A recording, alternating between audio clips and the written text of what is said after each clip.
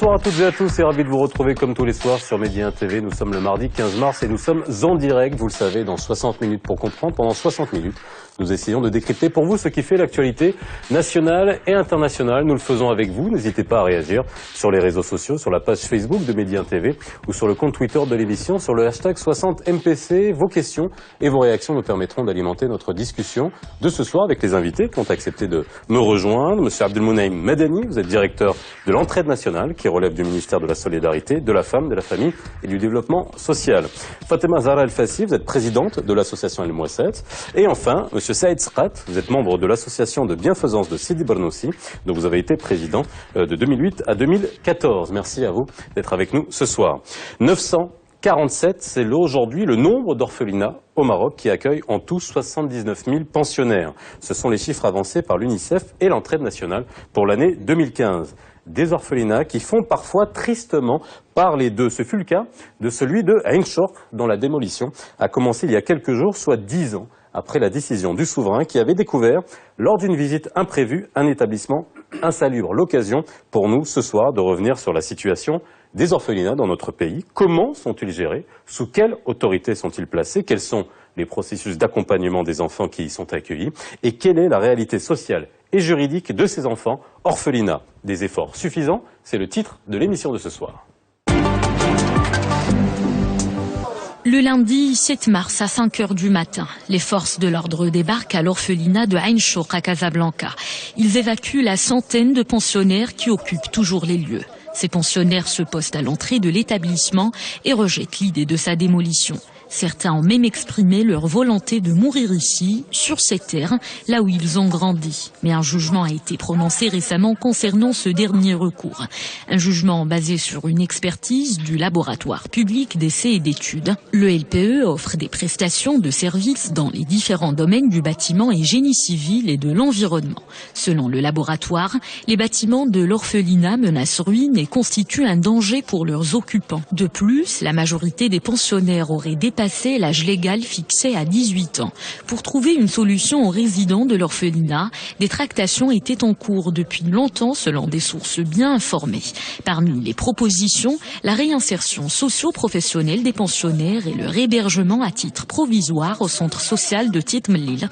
Mais les résidents ont refusé. D'après des sources officielles, la démolition est programmée, mais jusqu'à lundi 7 mars, les forces de l'ordre n'avaient pas encore entamé la destruction de l'orphelinat, à l'exception du mur d'enceinte qui a été détruit en partie.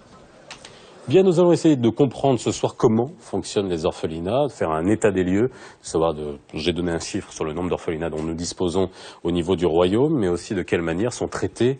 Eh bien, on le voit bien, il y a différents âges. Justement, vous allez nous expliquer de manière, d'un point de vue juridique, on sait que l'âge est extrêmement important pour la prise en charge des orphelins. Mais avant cela, vous avez vu l'actualité aujourd'hui, 10 ans après la visite de Sa Majesté imprévue, dans un endroit. 10 ans après, la démolition est enfin décidée. Est-ce qu'on peut revenir là-dessus? Comment cela s'est-il décidé? Pourquoi aujourd'hui? Pourquoi ça a pris 10 ans? Si, Madani. Bon, c'est le temps qui est naturellement requis pour agir sur une situation qui accumule des complications de plusieurs années.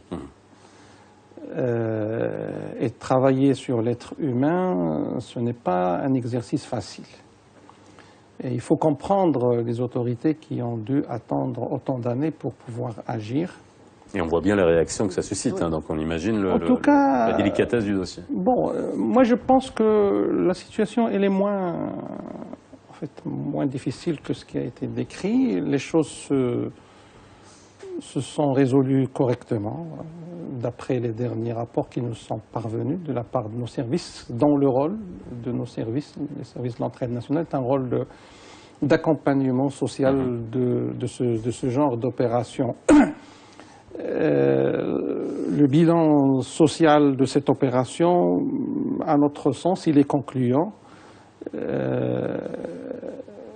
En fait, cette situation qui est tellement compliquée qu'il a fallu prendre autant d'années pour pouvoir la résoudre, et le résultat d'un dispositif de protection sociale et de la prise en charge des personnes en difficulté dans notre pays qui, pendant longtemps, il faut l'avouer, il avait accumulé beaucoup de carences en matière de protocoles de prise en charge qui peuvent gérer des projets de vie pour ces personnes en situation difficile. Il faut dire que notre pays était en situation de manque. Il l'est encore. Mais aujourd'hui, il y a une conscience qu'il est temps de se rattraper sur ce retard et de concevoir des dispositifs de prise en charge qui assurent une vraie prévention de telles situations. Les bénéficiaires de ce centre ou de cet établissement sont à l'origine sont des enfants qui étaient en extrême difficulté, je dirais. Il y avait même des enfants abandonnés qui ont été pris en charge dans des conditions qui étaient permises à l'époque. Arrivé à un certain âge, le retard est très difficile à se rattraper. À 18 ans, même à partir de 10-12 ans, il est très difficile de se rattraper sur des carences liées à la construction psychosociale de l'enfant. Donc on n'était pas là dans une situation de prise en charge de personnes en difficulté, mais on était plutôt dans le cas d'une situation civile, de squat, d'une infrastructure qui appartient à une association dont l'histoire témoigne d'un dévouement et d'une volonté de bien travailler, une histoire très riche d'action humanitaire et de bienfaisance louable. On reviendra là-dessus parce que ça pose aussi la question de la salubrité et de l'état des infrastructures qui sont censées accueillir les orphelins et autres enfants en difficulté. Fatima Zahra Al-Fassi, lorsque vous voyez on voit bien que c'est l'aboutissement de tout un processus, mais qui a quand même eu comme point de départ la visite de Sa Majesté qui a vu ça et qui s'est dit mais c'est pas possible. Insalubre, ça c'est en 2005, ça avait fait un boom à ce moment-là et d'ailleurs il y a eu des procédures judiciaires par la suite. Mais bon, mais ces personnes-ci avaient déjà beaucoup plus que 18 ans. Et ça a été repris par l'association Nord, je suppose, et ils ont essayé de trouver une solution. Sa Majesté lui-même avait donné de ses propres deniers et à ce moment-là, pour que certains ont accepté, je pense que c'était 30 000 dirhams à ce moment-là. Et les autres n'ont pas voulu et ont fini par squatter, puisque finalement il y avait, je pense, l'association Nord qui a gardé une structure et cette structure-ci qui menaçait ruine. Et puis bon, il y a eu une décision judiciaire. Donc en principe, s'il y a eu des décisions judiciaires et que ce soit une association ou une maison qui menace ruine, il faut la démolir. Bon, bien sûr, ces gens, il faut leur trouver maintenant un endroit où aller et les aider, mais eux aussi, en vérité, devraient accepter, puisqu'on leur a proposé des triporteurs, on leur a proposé une somme d'argent. Quand on veut, il faut aussi qu'ils aient la volonté de vouloir s'en sortir, parce que l'État ou les associations ne peuvent pas tout faire pour eux. Bien sûr qu'on est là pour ça et qu'on fait ça bénévolement et qu'on fait ça pour qu'ils arrivent à quelque chose, mais arriver à 40 ans, je pense que quand même, il faudrait qu'ils se... Alors on reviendra justement, ça va nous permettre de savoir qui sont dans les orphelins. Saïd Srat, petit commentaire sur, avant qu'on entre sur le plateau, on a dit c'est un signal. Est-ce que c'est un signal, est-ce que c'est le début d'un autre processus, la destruction de cet orphelinat Ain Chour? Oui, effectivement, c'est un signal que l'on considérant, je ne voudrais pas être provocateur, mais comme très positif du point de vue des autres orphelinats. Mais j'aimerais juste revenir un peu en arrière pour expliquer un peu le cheminement qui fait qu'on en est arrivé à cette situation. Déjà, un chiffre. Vous savez que d'après l'Observatoire national des droits de l'enfant, 5000 cas d'enfants abandonnés sont traités tous les ans par la justice. 5000 cas.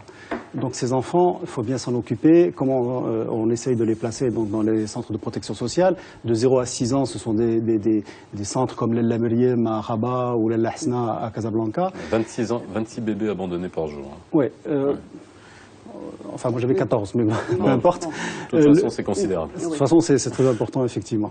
Et quand ils n'ont pas la chance d'être adoptés, parce que à ce moment-là, ils sont transférés sur d'autres centres. On va y revenir aussi.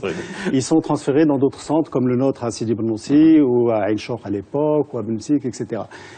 Et il faut savoir que la proportion de garçons est beaucoup plus importante. C'est 80% de garçons pour 20% de filles, parce que les filles se font adopter beaucoup plus facilement. Et que il y a dans ces enfants privés de famille, qui sont dans les centres sociaux, il y a un peu toutes les origines, mais dans le cas de certains orphelinats, la proportion d'abandonnés est plus difficile à gérer que les orphelins, parce qu'il y a un soutien à l'extérieur. Les enfants abandonnés représentent des difficultés particulières. Donc dans le cas de Ain Chour, suite à la visite royale, il y a d'énormes efforts qui ont été déployés pour essayer de remettre à niveau le centre. Et puis on s'est rendu compte que on est arrivé à placer beaucoup de ces pensionnaires, hein, de les réinsérer, mais on a buté sur une partie qui est minoritaire, mais qui pose problème. Et c'est pour ça que l'affaire de Ain Chour est vraiment emblématique de la question des orphelinats de manière générale. C'est que vous avez des pensionnaires qui grandissent. Alors, comme dans toute société, il y en a qui s'en sortent brillamment, qui font même des études supérieures, qui sont cadres dans des sociétés, etc. Vous avez une grosse partie qui se débrouille, bon an, mal an, qui arrive à se réinsérer en trouvant un logement, en fondant une famille, etc. Et vous avez une minorité, vraiment une minorité, qui malheureusement n'arrive pas ou ne peut pas s'en sortir et qui finit souvent par sombrer dans la délinquance et qui vit de menus délits, etc. Et avec le temps, comme on n'arrive pas à les faire sortir de l'établissement, ils finissent par devenir de plus en plus nombreux et à devenir d'une proportion de plus en plus importante, jusqu'à ce que ça devienne complètement ingérable. C'est notre cas aujourd'hui à Ben Moussi, on est 240 pensionnaires, on a 140 pensionnaires de plus de 18 ans. Et à qui on a, comme à Ain Chour, tout proposé, des propositions de job, des propositions d'aide au départ. Et malheureusement, le fait est qu'on en arrive à des situations qui deviennent même dramatiques, parce qu'aujourd'hui, l'association en elle-même a posé sa démission, c'est-à-dire qu'elle a, depuis maintenant 10 mois, alerté, comme la loi 1405 le prévoit, la préfecture de Sidi Ben Moussi pour lui dire que nous n'étions plus en mesure de gérer le centre et que le gouverneur devait prendre des dispositions, soit pour assurer la continuité du centre, soit pour transférer les enfants dans un autre centre. Alors ce qui est arrivé à Ain Chour, c'est que la population qui est restée était vraiment celle qui était réfractaire à toute aide. Donc, qu'est-ce qu'on a fait dans un premier temps? On a transféré les enfants mineurs parce que la cohabitation entre enfants mineurs et enfants pensionnaires, parfois délinquants, peut poser problème, comme vous pouvez l'imaginer. Donc on les a transférés dans un autre centre qui est à Hay Hassani. Et moi je voudrais saluer vraiment notamment la wilaya de Casablanca qui a eu le courage politique, parce que beaucoup avant eux n'ont pas eu ce courage d'arriver à cette situation, parce qu'il en faut. C'est pas une mesure populaire de mettre des orphelins dans la rue, mais dans ce cas de figure, c'était salutaire, surtout qu'effectivement, comme l'a dit le reportage, il y avait en plus une menace de ruine donc il fallait impérativement trouver une solution. Alors, en 10 ans, on reste un peu sur ce cas de Ain Chour, qui va m'amener à vous poser des questions sur les autres orphelinats, mais là pendant 10 ans, est-ce qu'on a eu le temps d'anticiper, de réfléchir? Vous l'avez dit, ce sont les plus réfractaires qui sont restés, c'est-à-dire que tous les autres, on a réussi soit à les placer, vous l'avez dit, soit à Hay Hassani, soit dans d'autres établissements, où on a réussi à les réinsérer, à leur permettre de rentrer dans la vie sociale, de se socialiser. Il faut décrire la situation de l'activité de prise en charge des personnes en difficulté au Maroc. En fait, pour plus de précision de concept, aujourd'hui nous parlons d'établissements de protection sociale qui ne traitent pas que la situation des enfants abandonnés. Et le chiffre d'ailleurs que vous avez annoncé, c'est le nombre d'établissements de protection sociale aujourd'hui qui sont autorisés, conformes à la loi 1405. Et comme le chiffre, il bouge chaque année. Aujourd'hui même, on a mis à jour nos chiffres, on est à 1026 établissements autorisés, conformes à la loi 1405. Le chiffre de 945, ce sont les établissements qui ont reçu des subventions de financement de la part de l'entraide nationale, parce que c'est un chiffre qui est lié à notre comptabilité, donc il est à la portée de notre main, donc c'est ce qui vous a été signalés. Alors, parmi ces établissements de protection sociale... Il n'y a pas que des orphelinats. Quand vous dites établissements de protection sociale, il n'y a pas que les orphelinats. Le nombre d'établissements qui ne traitent que ces situations d'enfants abandonnés et d'enfants en extrême précarité, leur nombre il est limité. Cela témoigne que la situation des enfants en extrême précarité et difficulté n'est pas traitée que dans les institutions. Heureusement, c'est ce qui fait la particularité du modèle marocain. Il faut se réjouir de quelques particularités de notre modèle. C'est que les autres alternatives de prise en charge sont encore opérationnelles dans notre société. Entre autres, des initiatives de prise en charge à distance. Le Kafala, par exemple, est une issue. C'est ce qui permet de vraiment venir à bout quasi totalement à la problématique de l'abandon, parce que sinon, l'abandon aurait été synonyme d'enfants dans la rue ou enfants de rue. Maintenant, la problématique de l'abandon des enfants est une autre problématique. Ce n'est pas l'objet peut-être de notre discussion aujourd'hui, mais quoi qu'il en soit, c'est une problématique qui s'impose à la société, et c'est une charge à la société. C'est une charge à la société, c'est la société qui doit résoudre, avec toutes ses composantes, les opérateurs publics, la société civile. C'est comme ça que dans notre histoire, ce genre de problématiques ont été traitées. Les associations de bienfaisance est une marque illumineuse dans l'histoire de notre pays. Alors justement, pour qu'on comprenne, Ain Choc, vous nous avez expliqué tout à l'heure, mais cet orphelinat de Ain Choc n'est pas, juste pour que les gens qui nous regardent, ce n'est pas un établissement public. Je vous explique. Voilà, dites-nous, parce que comme ça, pour qu'on comprenne comment fonctionnent ces orphelinats, justement. L'histoire, au Maroc, elle explique très bien l'évolution du secteur de la prise en charge des personnes en situation difficile. Au tout début, c'était les règles de bienfaisance et de mécénat qui étaient inhérentes à notre société qui traitaient de ces problématiques. C'est ce qu'on appelle la prise en charge, soit à distance, c'est-à-dire garder l'enfant quelque part chez un parent et subvenir à ses besoins à distance par le biais de mécanismes authentiques à notre société tels que Zakat ila akhirih. Et puis, dès 1906, fut créé le premier établissement de protection sociale à l'initiative de l'Association musulmane de bienfaisance, qui a été la première à Tanger, et se sont succédés d'autres qui ont marqué l'histoire de notre pays, et ils n'avaient d'équivalent en termes de veille nationale et d'initiative d'action nationale que les écoles privées qui étaient connues.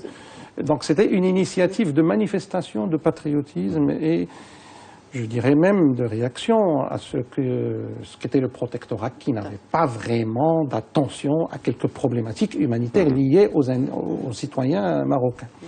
Donc à l'origine, la prise en charge des personnes en difficulté dans notre pays était l'initiative de la société civile, en la personne des associations musulmanes de bienfaisance, les AMB. D'accord. C'est vrai, ces associations faisaient ce qu'elles pouvaient. Au lendemain de l'indépendance, le 27 avril 1957, feu Sa Majesté Mohammed V, Allah yarhamou, il a pris la décision, l'initiative personnelle, de créer l'entraide nationale. À son initiative, le plaçant sous ses auspices et plaçant sa direction directe sous les auspices de la princesse Lalla Aïcha, Allah yarhamha, qui était sa fille. Dans un discours, il annonce la chose claire. Cela témoigne que dans notre histoire, nos illustres souverains font de la problématique de l'action humanitaire une priorité du trône dans notre pays. Donc la création...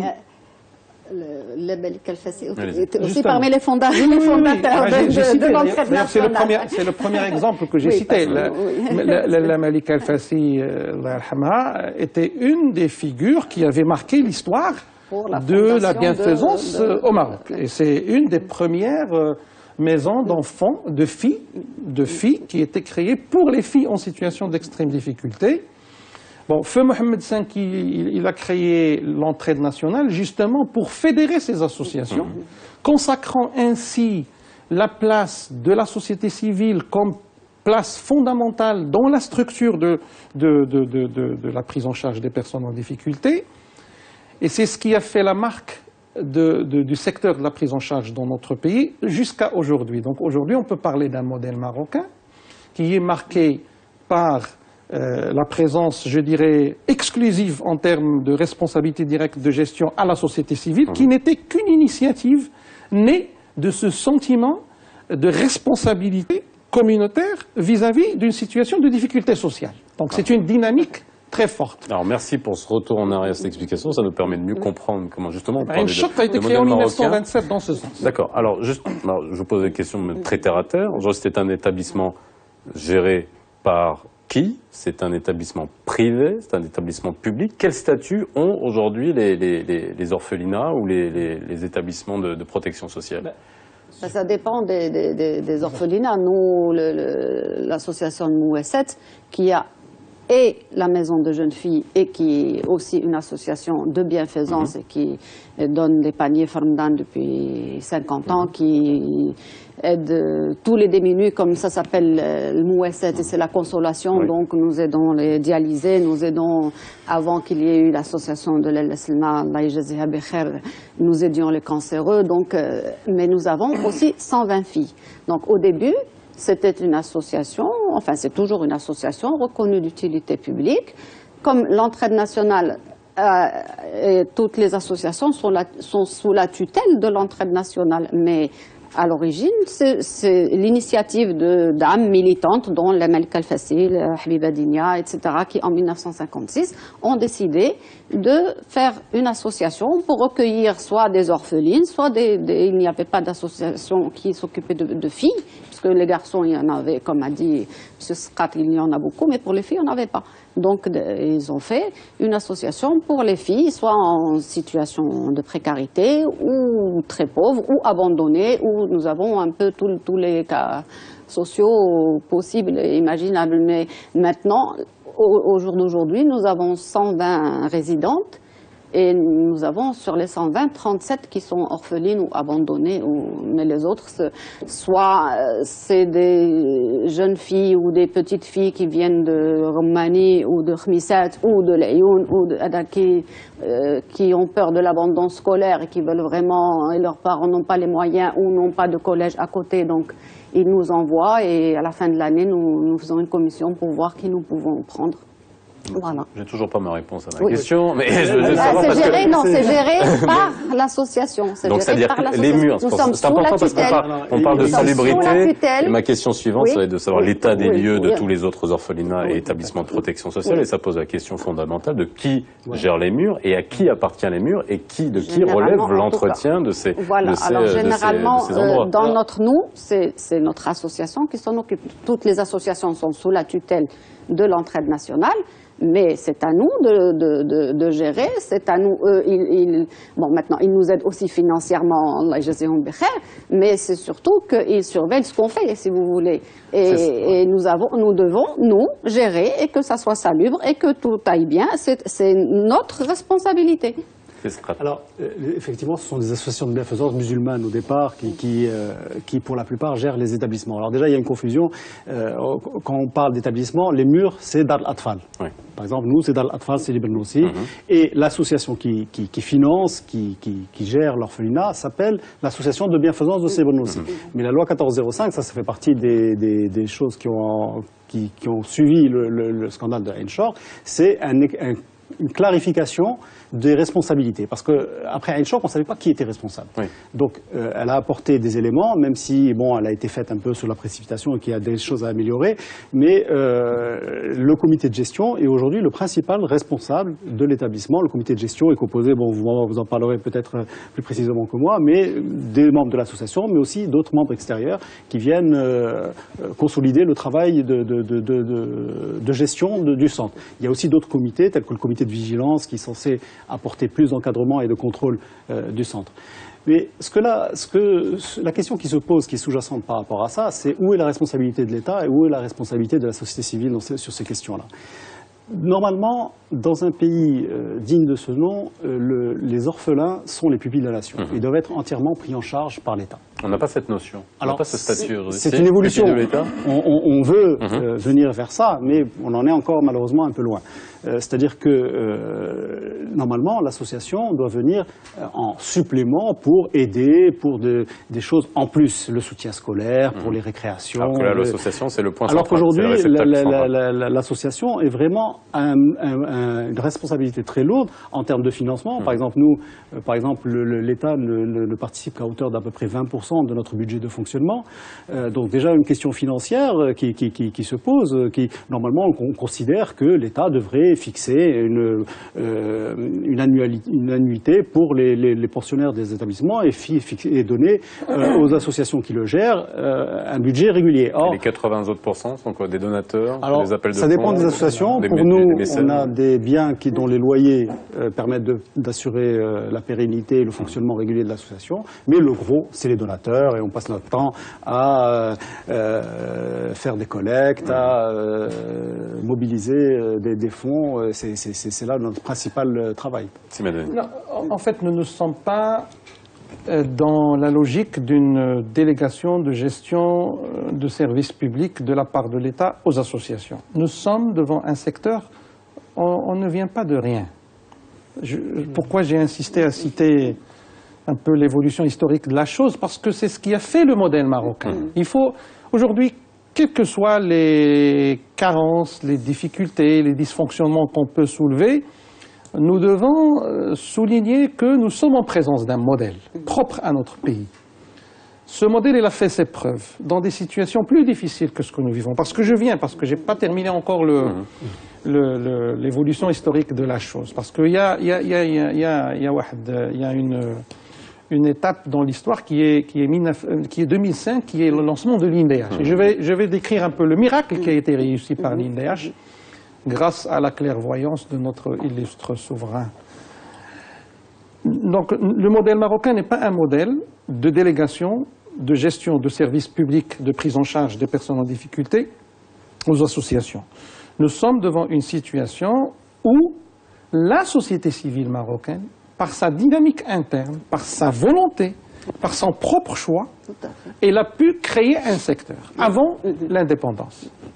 Le lendemain de l'indépendance, il y a une manifestation de la volonté de l'État en la personne du feu Sa Majesté Mohamed V de marquer la présence de l'État, mais sans créer ni provoquer la déperdition de cette dynamique de la société civile, qui aujourd'hui reste le fondement de base de la marche du secteur de prise en charge, et qu'aujourd'hui, effectivement, il faut mettre davantage à l'aise ces initiatives de la société civile pour leur permettre d'enclencher et de multiplier et de reproduire cette dynamique. Parce que le secteur de la prise en charge des personnes en difficulté, vu toutes les considérations sociologiques, vu toutes les mutations que vit notre société, la demande de la prise en charge, elle excède l'offre de la capacité de prendre en charge. Si ce n'était que l'action de l'État qui devait faire ça. Mais les sociétés ne marchent pas qu'avec l'action publique, exclusivement publique. Et ni la société civile, exclusivement non plus. Non, on n'est pas, on est dans un partenariat. Non, en tout cas, l'entraide nationale, sa philosophie d'existence depuis sa création, et nous sommes très à cheval sur la conservation de ce principe. On n'a pas été créé pour être un opérateur public qui gère des biens publics et qui se met en concurrence avec la société civile. Nous sommes là pour préserver cette logique de sentiment de responsabilité nationale de la part de certains bienfaiteurs. Ça, ils s'appellent bienfaiteurs. Personne n'est obligé de venir faire cet exercice si l'on ne sent pas... D'ailleurs, les noms qui ont marqué cette histoire, le Malik Al-Fassi, la famille Hakam Farbat, l'association de bienfaiteurs, l'AMB de Oujda, c'est des gens qui ont marqué l'histoire. Aujourd'hui, le génie, en fait, la créativité devrait permettre de consolider en fait, cette composition du secteur pour une prise de responsabilité plus claire de l'État. L'État ne doit pas se soustraire, effectivement.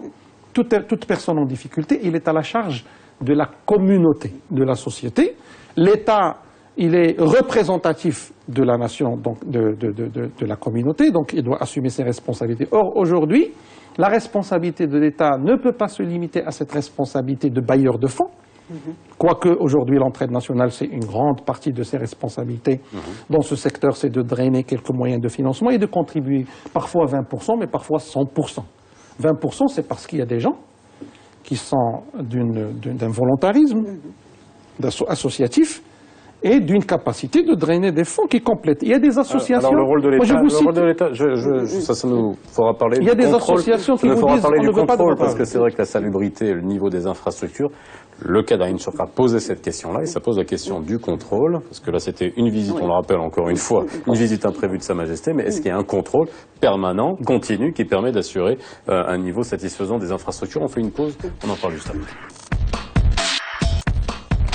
Les orphelinats dans notre pays, ou plus précisément les établissements de protection sociale, c'est la question que l'on traite ce soir dans 60 minutes pour comprendre, si vous venez de nous rejoindre. Alors on en était resté au niveau de contrôle de l'État. Le cas d'Ain Chouk pose la question de la salubrité et du niveau des infrastructures. Aujourd'hui, qui contrôle? Est-ce qu'on peut avoir, est-ce qu'on a une cartographie? Est-ce qu'on sait dans quel état sont ces établissements aujourd'hui? Est-ce qu'on on ne risque pas d'avoir un deuxième, troisième, quatrième Ain Chouk? Alors, quand la loi 1405 est sortie, justement, elle a mis à niveau les établissements. C'est-à-dire, elle a permis de mettre à niveau tout nouvel établissement devait être conforme par rapport à un cahier de charge, et tous les établissements qui voulaient être agréés par rapport à la loi devaient se conformer aussi à ce cahier de charge. Et donc, du coup, il y avait déjà, comment dirais-je, une direction pour savoir où est-ce qu'on devait aller. Concernant les contrôles, nous, on est demandeurs. C'est-à-dire à partir du moment où on est reconnu d'utilité publique, nos contrôles sont certifiés, etc. Dès qu'on a un contrôle, on est content parce que, je veux dire, on a toutes les choses à présenter en bonne et due forme. Maintenant, là où on attend l'État, enfin de manière générale, parce qu'il y a beaucoup d'acteurs. L'État, c'est un peu vague. L'entraide nationale joue son rôle, mais nous, on attend beaucoup des autorités locales. Et c'est là où vraiment on a un souci pour en revenir à un exemple tel qu'à Ain Chouk. Parce qu'à Ain Chouk, si on en est arrivé là, c'est qu'on aurait certainement pu anticiper la question bien en avant. Mais il aurait fallu intervenir beaucoup plus rapidement pour empêcher, par exemple, nous, je vous ai parlé de 240 pensionnaires, mais on a en fait 260 qui vivent à l'établissement. La différence des 20, c'est des pensionnaires qui sont sortis, qui ont peut-être mal tourné, qui ont fait de la prison, etc., et qui sont revenus et vivre à l'établissement. Est-ce que nous, en tant qu'association, on peut les empêcher de retourner à l'établissement? On ne peut pas utiliser la force. Donc là, on a besoin des autorités locales pour intervenir et empêcher des anciens pensionnaires de revenir, qui ne figurent plus dans nos registres. Alors là, on a besoin de la police, et malheureusement, la police a souvent d'autres choses à faire, écouter, etc. On a besoin de la justice. La justice, quand vous amenez un ex-pensionnaire, pour lui c'est un orphelin, donc le juge a tendance à être clément, mais ça se retourne contre l'établissement, parce que finalement, on a parfois même des ex-pensionnaires qui ont commis des abus sexuels, des choses graves, etc. Et on mélange tout ça. Et qui reviennent sans qu'on puisse les en empêcher. Donc si, au niveau local, on avait plus de volonté pour empêcher déjà en amont, on ne laisserait pas les choses en arriver là. Donc c'est vraiment là où on attend surtout les autorités locales. Nous n'avons pas du tout ce genre de problème, alhamdoulilah. Oui, évidemment, nous sommes contrôlés, comme nous sommes reconnus d'utilité publique. Qui vous contrôle? Il y a alors l'entraide nationale, la wilaya, l'hygiène. Il y a toujours voilà, oui, bien sûr. Nous avons tous les ans, nous donnons aussi bien le rapport financier, le rapport moral, tout à beaucoup d'instances, évidemment. Et puis, de toute façon, il y a des contrôles. Ils viennent voir comment ça se passe. Nous avons eu d'ailleurs un contrôle dernièrement de l'entraide. Alors, justement, je vous pose la question. Salubrité. Voilà, oui, salubrité, exactement. Alors, dans des structures qui s'occupent des personnes en difficulté, des êtres humains, il n'y a pas que la préoccupation de la salubrité physique. Il n'y a pas que les murs. Alors, avant 2005, la question des murs se posait. Il faut être réaliste. Après 2005, moi je considère que le lancement de l'INDH par Sa Majesté, c'est le Big Bang du secteur. Je peux vous dire que Valeur aujourd'hui, on n'a plus le problème de murs. On n'a que de très beaux bâtiments, voire même des bâtiments qui nous font comparer à des pays de l'autre côté de la rive. Le plus de milliers d'établissements. C'est pour ça qu'ils ne veulent pas partir. Alors je vous dis la chose. Alors en 2005, alors ce qui a été construit sous l'égide de l'initiative nationale de l'INDH et par des initiatives de la Fondation Mohamed VI, Ce sont les grands pourvoyeurs de structures aujourd'hui. En 10 ans, on a construit le double de ce qui a été construit depuis 1906 jusqu'à 2005. C'est pour vous dire que c'était vraiment le Big Bang de la chose. Et il faut dire que le volet précarité dans l'INDH est le volet qui a vraiment, bien sûr, les autres volets sont tous concluants, apparents, mais le côté... Excusez-moi, mais moi, ce que je trouve de bien dans l'INDH, c'est qu'ils ne nous ont pas donné toute la somme. Vous voulez faire ça, mais débrouillez-vous pour trouver aussi la somme. C'est la philosophie. C'est ça, c'est la philosophie de l'INDH. Ça reste dans le, dans le modèle que vous avez décrit. Alors, pour ne pas dresser que des tableaux en rose, alors là où l'insalubrité devrait être inquiétante, c'est les aspects de protocole de prise en charge, la partie soft, psychologique, admission, réinsertion, l'aspect psychosocial, la préparation de la vie. Un enfant abandonné à la première semaine, vous attendez l'éventualité de la kafala, écouler la période de la kafala, la période de la pouponnière, etc. Dès 5, 6, 7 ans, il faut commencer à trouver tous les facteurs qui peuvent se substituer à l'entourage familial qui est naturellement protecteur. L'entourage familial, il est naturellement protecteur, quelle que soit sa défaillance. Or, nous sommes devant une situation où cet environnement protecteur, où ces facteurs protecteurs sont en défection totale, et il faut, là où, effectivement, on est aujourd'hui préoccupé, et le gouvernement actuel... Donc c'est plus une question de mur, c'est une question de matière grise, d'accompagnement humain.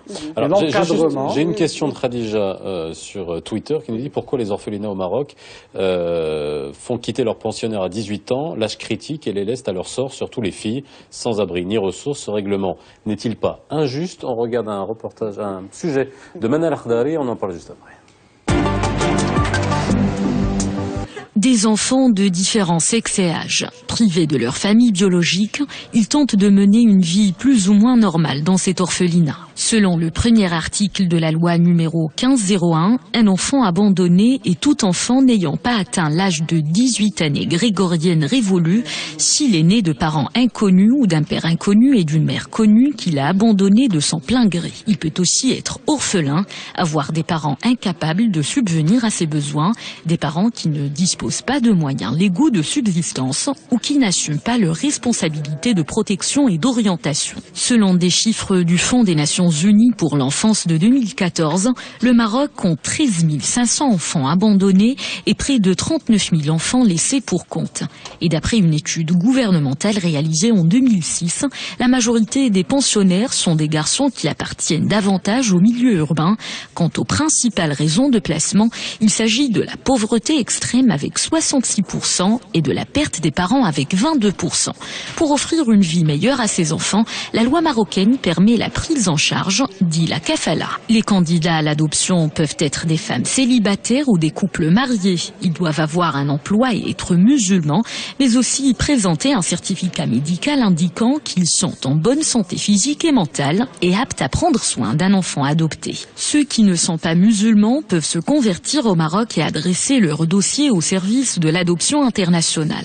Tant que ces enfants sont installés dans ces établissements, l'entraide nationale leur apporte toute forme d'aide et d'assistance. Elle compte notamment sur les subventions de l'État et des collectivités locales, les taxes parafiscales instituées à son profit et les dons. Alors, la question de Khadija est intéressante parce que ça pose la question de qui est admissible dans un orphelinat, dans un établissement de protection sociale. Et là, quand on dit à 18 ans, on est censé les remettre à la rue, entre guillemets, où ils sont censés avoir été réinsérés. S'ils n'ont pas eu la chance d'être pris en kafala, et c'est le cas de beaucoup de garçons, ça aussi c'est une autre analyse qu'on peut faire, mais c'est un autre niveau d'analyse. Aujourd'hui, la loi, quelle est la loi concernant l'admission dans un orphelinat? Alors, je parle de l'association Mouesset. Dans notre statut, nous prenons les petites filles à partir de l'âge de 6 ans en âge d'être scolarisées.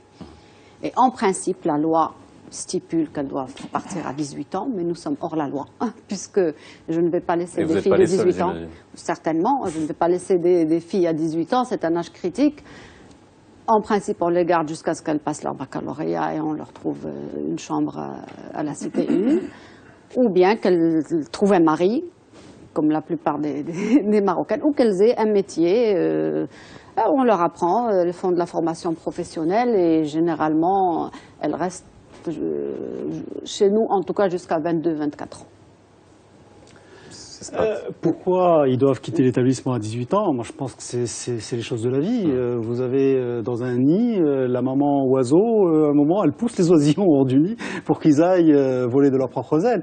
Alors, c'est pas évident parce que, bon, dans des cas de la société de tous les jours, on prépare à l'autonomie. Et c'est ça le plus grand défi pour surtout les enfants abandonnés. Il faut savoir qu'un enfant abandonné a vécu de multiples traumatismes. Il a connu le traumatisme souvent de la grossesse non désirée, il a connu le traumatisme de l'abandon, il a connu le traumatisme de ne pas avoir été adopté alors que d'autres l'ont été. Et d'autres traumatismes il a connu encore, le traumatisme encore plus graves, qui est le retour de kafala, mais ça, heureusement que c'est assez rare, mais ça existe. Oui, Oui, c'est un problème. Des gens qui prennent des enfants en kafala et qui les ramènent et qui ont le droit de le faire. Ça, c'est quand même aussi une grande question. Il a connu le traumatisme d'être transféré d'un orphelinat cosy. En général, ceux de 0 à 6 ans sont très protecteurs à un orphelinat où ils se retrouvent avec des grands, parfois violents, parfois agressifs. Donc, après tous ces multiples traumatismes, il faut savoir que l'enfant abandonné a des problèmes spécifiques, des problèmes de scolarité, des problèmes d'attention, des problèmes... Alors, bien sûr, le suivi psychologique est très important. Le suivi scolaire est fondamental parce que malheureusement, l'éducation nationale, vous connaissez les chiffres de réussite, et quand c'est des cas d'enfants venant de l'orphelinat, le problème est encore plus important. Et donc, le défi, c'est de réussir à préparer à l'autonomie ces pensionnaires. Il y en a qui ont réussi, moi je citerai par exemple l'orphelinat de la Cali, à de bons résultats à ce niveau-là, parce qu'il a réussi d'une part à régler le problème des pensionnaires adultes, et après il a travaillé sur les enfants. Mais vous êtes obligé de régler d'abord le problème des pensionnaires adultes, sinon vous ne pouvez pas faire du bon travail avec les enfants. Et donc c'est ça le défi, c'est d'arriver à les préparer à l'autonomie, et c'est une question qui est loin d'être facile, parce que quand vous avez un enfant qui a même adopté, il sait qu'il a un lien extérieur, il a un point de chute en cas où il sort de l'établissement, etc. Un enfant qui est abandonné, même si on lui propose un job, même si on lui propose un logement, même si on lui propose quoi que ce soit, il se dit, moi je sors, j'ai un loyer à payer, si je perds mon job, où est-ce que je vais? Je n'ai nulle part où aller. Donc il préfère assurer, pour ceux en tout cas qui veulent rester dans l'établissement, assurer le toit qu'il a sur la tête, plutôt que de prendre le risque de partir. Je ne vais pas faire de la psychologie du dimanche, mais en gros, c'est le même processus qu'il peut y avoir chez un enfant qui a un foyer, sauf que le foyer de substitution, voilà, c'est l'orphelinat. Non, mais il pense qu'il peut revenir. Oui. Il a quelque part... Non, il faut... Donc c'est réussi, finalement. Non, mais... Les spécialistes de la psychologie de l'enfant peut-être expliqueront mieux que moi la chose.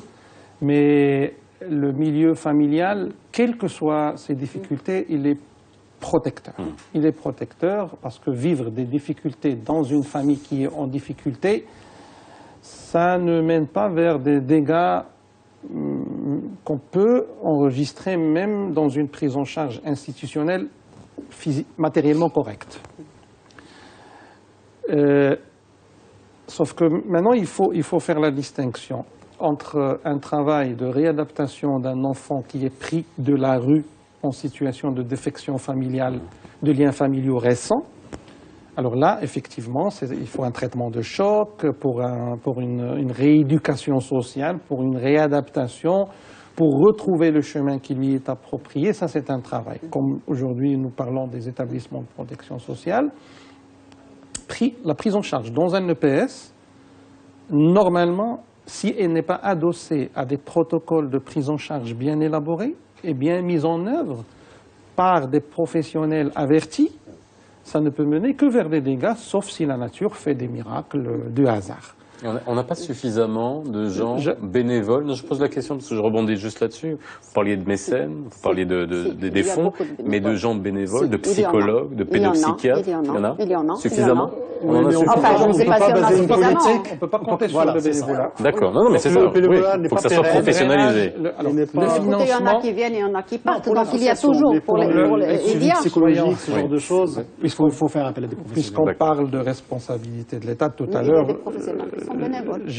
Moi, j'ai des coachs qui viennent voir les petites et qui sont bénévoles. Il y a une association de coachs qui vient. Oui, c'est intéressant. Tout à l'heure, j'ai mis à la charge de la société civile cette obligation, c'est-à-dire cette nécessité, cette responsabilité de contribuer à un secteur qui est...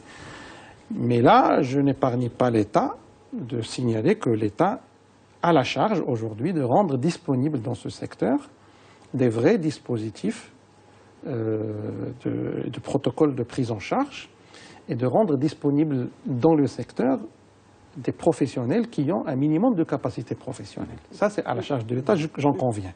Et aujourd'hui, dans notre plan de repositionnement en tant qu'entraide nationale, ce sont nos préoccupations essentielles aujourd'hui. C'est justement d'agir sur les travailleurs, qu'ils soient des fonctionnaires de notre établissement ou qu'ils soient des employés des associations. Aujourd'hui, nous venons de finaliser les programmes que nous allons déployer. C'est vrai que Casaraba, peut-être, il y a quelques capacités propres à l'association. Il y a même des structures associatives qui ont pensé à créer leur propre centre de formation, des éducateurs spécialisés. Mais nous réfléchissons et nous pensons, nous nous préoccupons de ces établissements qui sont au fin fond du pays, à Zagora, à Tinriel, etc.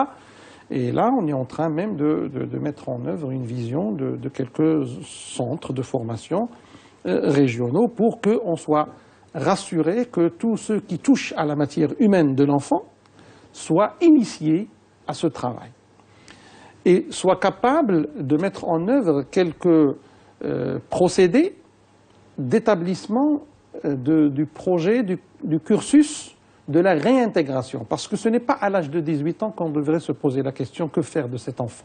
Parce que la question, ce n'était pas de lui donner à manger, de le nourrir et de le vêtir correctement. Parce que souvent, on trouve des gens...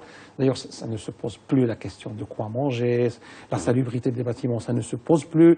Moi, dans mes visites du territoire... Bon, après se posent les questions communes, finalement, après, à toutes les personnes majeures qui arrivent... Alors là, comme j'ai dit tout à l'heure, c'est à l'âge de 6, 7, 8 ans qu'on doit commencer à établir... Et là, on n'est pas bon. Pas encore. Là, on a un retard. Il faut le reconnaître, mais pour ne pas pénaliser, en fait, pour reconnaître, on a quelques modèles d'associations énormes qui ont pu déployer quelques procédés qui ont... il faut citer le SOS Village aujourd'hui, par exemple. Il a un procédé propre. Il est coûteux, mais ce n'est pas question d'argent aujourd'hui, parce que ce qui est coûteux, on peut réaliser des économies d'échelle. Juste sur ce plan-là, par exemple, chez vous, à CD Bornosé, vous avez mis en place un suivi psychologique, pédopsychiatrique, qui est pendant toute la durée de... On a un programme qui est financé par la Fondation OCP et fait par la Fondation Sanadi pour le soutien scolaire. Tous les enfants mineurs ont un soutien scolaire sur les 3 principales matières. On a un suivi psychologique tous les enfants quasiment sont suivis, mais vraiment ce qui pose problème, c'est la cohabitation entre 50 pensionnaires adultes qui viennent régulièrement à l'administration pour demander des choses, souvent de façon violente et agressive, et qui donnent un modèle négatif aux mineurs. D'ailleurs, on a réussi avec beaucoup de mal, il y a quelques années, à séparer quand même l'établissement entre mineurs et majeurs, enfin entre les 13-14 ans et supérieurs. Mais le fait est que vous ne pouvez pas avoir une bonne gouvernance, gérer un établissement correctement, si vous avez en permanence des enfants des ex-pensionnaires qui sont révoltés et vous achetez du matériel de cuisine, le lendemain il est soit vandalisé, soit volé, vous achetez des vêtements, ils sont revendus au marché juste après. Comment pouvez-vous gérer un établissement? C'est comme si vous versez de l'eau dans le sable. C'est-à-dire que vraiment c'est un préalable. Je suis tout à fait d'accord que ce sont des choses qui se travaillent en amont, qui se travaillent vraiment dès le petit âge, mais pour pouvoir le faire, il faut évacuer, régler la question des pensionnaires adultes. Et on est arrivé en trouvant un passif qui s'est alourdi un peu, même si nous on était 420 pensionnaires quand je suis arrivé en 2005, on a réussi à baisser jusqu'à 240, d'ailleurs la limite pour les centres c'est 250. Il y a un autre problème qui se pose par rapport à cette question, c'est que, vous savez, on estime, je ne sais pas si vous avez confirmé ce chiffre, à 30 000 enfants dans la rue, qui vivent encore dans la rue aujourd'hui au Maroc. Nous, on pourrait en prendre peut-être 250. C'est-à-dire que notre établissement était conçu au départ pour 500 pensionnaires. C'est-à-dire qu'aujourd'hui, il est occupé, vous ne pouvez pas faire entrer... parce que les pensionnaires adultes prennent la place. Et on a le même problème avec les enfants de l'Al-Hasna. Et ils sont en train de grandir. Nous, on ne peut plus les prendre parce qu'on a de gros problèmes. Ils ne savent plus où les envoyer. Donc c'est vraiment toute une chaîne qui est bloquée sur cette question-là. Nous n'avons pas du tout ce problème. Je crois que nous sommes des bons élèves, puisque la population voilà. Alors justement, parce que vous parliez des filles, vous parlez des filles, c'est vrai que la question de Khadija sur Twitter, c'était surtout au niveau des filles. Est-ce qu'il y a une vraie différenciation dans le traitement? Parce que vous le disiez, c'est l'oiseau qui sort du nid, mais notre société marocaine telle qu'elle est construite, et on le connaît. Est-ce qu'on peut traiter les filles comme les garçons, sachant qu'il y a moins de filles? Il y a la majeure partie, 20%, c'est ça, une vingtaine de pourcents. Moi, j'ai un chiffre de 15% de filles au sein des établissements. Alors nous sommes un établissement que de filles. Nous n'avons pas de garçons. Nous n'avons que des filles. Je vous ai dit de 6 ans à en principe 18 ans. Nous avons un suivi psychologique, puisque nous avons une psychologue et nous avons fait d'une pierre deux coups. C'était une diplômée qui était chômeuse et non-voyante. Donc on l'a depuis quelques années, elle est au sein de l'association et s'occupe des petites. Et nous avons des bénévoles, donc soit des psychologues, soit une association de coachs qui sont venus et qui se sont proposés et qui ont pris les numéros des petites et qui leur parlent directement. Ça, il vaut mieux parce que même si nous sommes plus ou moins leur famille, puisqu'il y en a beaucoup moi qui m'appellent maman, mais elles pourront plus parler avec un étranger, comme avec un psy, qu'avec nos parents. Nous-mêmes, nous n'avions pas la même façon de faire avec notre famille qu'avec un étranger. Donc, pour ça, c'est très, très, très important. Parce que, comme a dit M. Medani, ce n'est pas le fait de manger, de dormir, d'être bien habillé ou d'aller à l'école. Il faut un soutien scolaire. Nous, dans notre association, nous avons la chance d'avoir beaucoup de bénévoles. Et ça fait très plaisir que les jeunes, maintenant, au Maroc, commencent à venir, et des étudiants qui viennent donner des cours. Nous avons des étrangers qui sont professeurs et qui viennent donner des cours.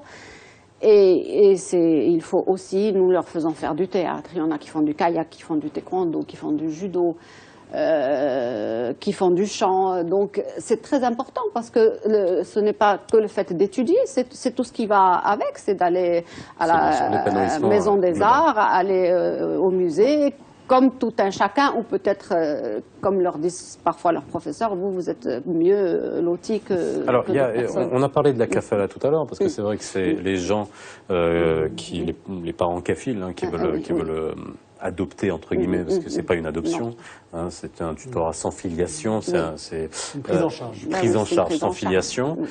Moi, il y a quelque chose qui me choque, à chaque fois que je traite de ce sujet, c'est quand on me dit que c'est surtout les filles qui sont adoptées en kafala. Est-ce qu'aujourd'hui, on n'a pas, quand des parents viennent pour adopter, entre guillemets, encore une fois, prendre en kafala un enfant, on a le choix? C'est-à-dire qu'aujourd'hui, au niveau des orphelinats, au niveau des établissements, on ne peut pas mettre en place des systèmes qui, finalement, on n'a pas à faire de la discrimination, à choisir comme on choisirait, excusez-moi, ça peut paraître choquant quand même d'avoir à choisir. C'est pas le même processus qu'on peut avoir dans d'autres pays lorsqu'on va adopter. On vous propose un enfant, qu'il soit garçon, qu'il soit fille, et à ce moment-là, vous acceptez de le prendre. La kafala est un désirata de la personne, donc c'est très difficile de le gérer d'une manière dirigiste. Il faut louer aujourd'hui le système de la kafala marocain. Il est performant. Il comporte plus de force qu'on peut imaginer. Pourquoi les filles? Non. Non, mais ça pose une vraie question. Non, écoutez, parce que la personne... D'ailleurs, le système, la législation marocaine de la kafala est une des législations les plus... en fait, les mieux élaborées, Ils ont l'impression qu'il va avoir moins de problèmes qu'un garçon à l'adolescence. Non, parce que là, écoutez, là, la personne qui vient chercher un bébé pour l'avoir près de lui, il ne vient pas pour une opération matérielle ou autre chose. Il vient à la recherche de la satisfaction d'un désir quelque part qui est au-delà de la raison par laquelle vous essayez d'envisager la chose. Donc la kafala telle qu'on espère en tout cas. Non, écoutez, le tableau il est moins gris que ça, hein, mais il est illuminé à mon sens. La preuve, c'est qu'aujourd'hui, il y a des structures de prise en charge d'enfants abandonnés qui tournent au 10e de leur capacité. Il y a, je cite, il y a une structure à Tintane avec une grande dame d'un certain âge mais qui est persévérante, il faut bien la citer aujourd'hui, qui a une belle structure, mais jamais le stock existant d'enfants n'excède 5-6. Et ça se passe bien sûr par la kafala, telle qu'elle est prévue par la loi sur la kafala.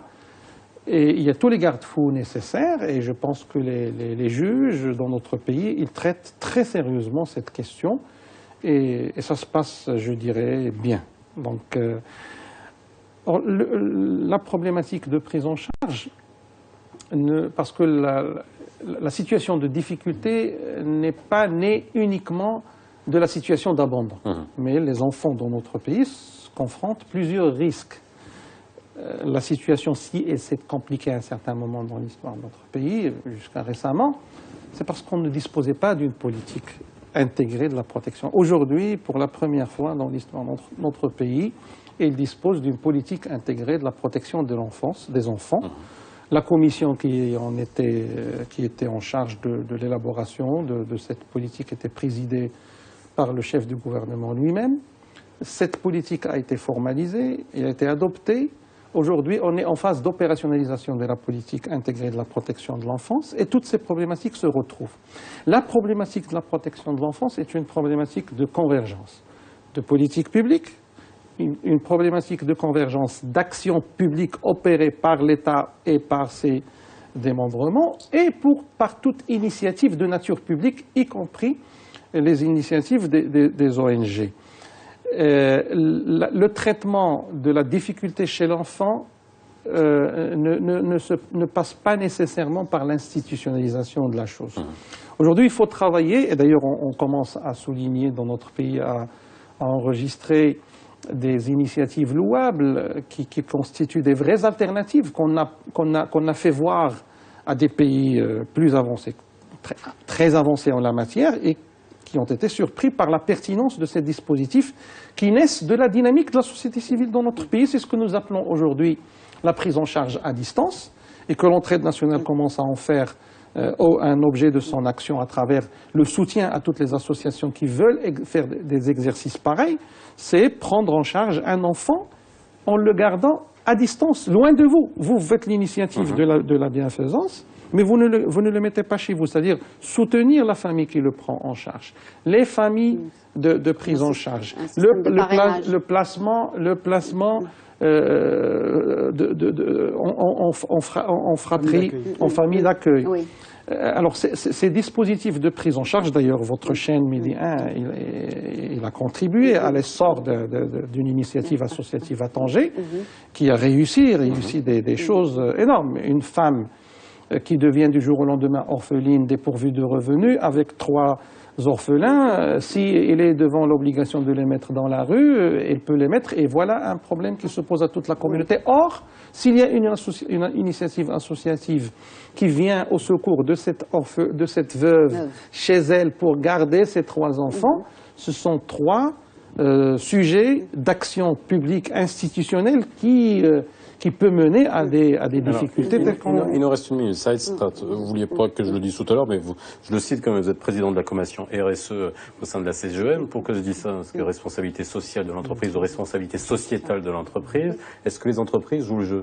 Bon, il nous reste, ça sera le dernier mot, une minute. Oui, franchement, à Casa, les entreprises sont très mobilisées. Et par exemple, je vous donne juste un exemple, on a diminué de 60% le budget alimentation, ne serait-ce qu'avec les dons en produits. Donc les entreprises jouent vraiment le jeu. Si j'ai encore une minute, je voudrais juste faire une suggestion. Par exemple, on a parlé tout à l'heure de ce que pouvait faire l'État. Il y a par exemple en France, vous savez, là, une grande fondation qui s'appelle l'Apprenti d'Auteuil, qui gère justement les enfants des quartiers, parce qu'ils n'ont plus d'enfants orphelins en France, mais ils ont des structures après l'enfance. C'est-à-dire que c'est ce qui nous manque un peu dans le dispositif, c'est que rien n'a été prévu pour l'après 18 ans. On dit qu'ils doivent partir à 18 ans, mais il n'y a pas de structure d'accueil après. C'est, je pense, une des pistes sur lesquelles l'État devrait se pencher sérieusement. Merci à vous d'avoir été avec nous ce soir pour mieux comprendre ce sujet. Je vous souhaite une excellente soirée sur Média TV. La rediffusion à 22h40 si vous nous avez pris en route comme tous les soirs. Et on se retrouve demain.